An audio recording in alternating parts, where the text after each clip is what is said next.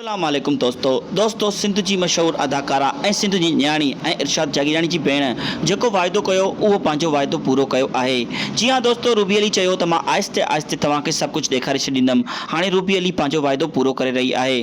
दोस्तों रूबी अली जो हिकिड़ो वीडियो आयो आहे जंहिंमें हूअ पंहिंजनि अंबनि खे सही तरीक़े सां तव्हांखे ॾेखारे रही आहे ऐं भरपूर दर्शन वठाए रही आहे। हुकम त कयो, सभु ॾेखारे बि छॾियां छा?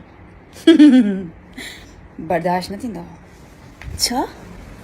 बर्दाश्त न करे सघंदो? दोस्तों ही वीडियो तमामु घणो फ़हाश ऐं बोल्ड आहे। दोस्तों रूबी अली जेको चवंदी आहे सो कंदी आहे। दोस्तों रूबी अली चयो त मां आहिस्ते आहिस्ते तव्हांखे सभु कुझु ॾेखारे छॾींदमि। हाणे हूअ पंहिंजो वाइदो पूरो करे रही आहे। दोस्तों रूबी अली जो इहो बि चवणु हो त जेतिरी तव्हां मूं ते तनक़ीद कंदव ओतिरो ई मां तव्हांखे फ़हाश थी ॾेखारींदमि ऐं हू उहो ई कमु करे रही आहे। दोस्तों तव्हां ही रूबी अली जो वीडियो ॾिसी इंजॉय कयो ऐं रूबी अली खे सपोर्ट कयो त जीअं हूअ घणे खां घणा पैसा कमाए सघे। दोस्तों रूबी अली ऐं इरशाद जागीरानी सोशल मीडिया ते फ़ास्ट वीडियो ठाहे अपलोड कंदा रहंदा आहिनि, पर हिन वारे रूबी अली कुझु मुनफ़रद ई सोचो आहे। दोस्तों साॻा वीडियो ॾिसी ॾिसी माण्हू आख़िर बोर थी रहिया आहिनि। इन जे करे रूबी अली सोचियो त हाणे उन्हनि खे कुझु मुनफ़रद ॾेखारियो वञे।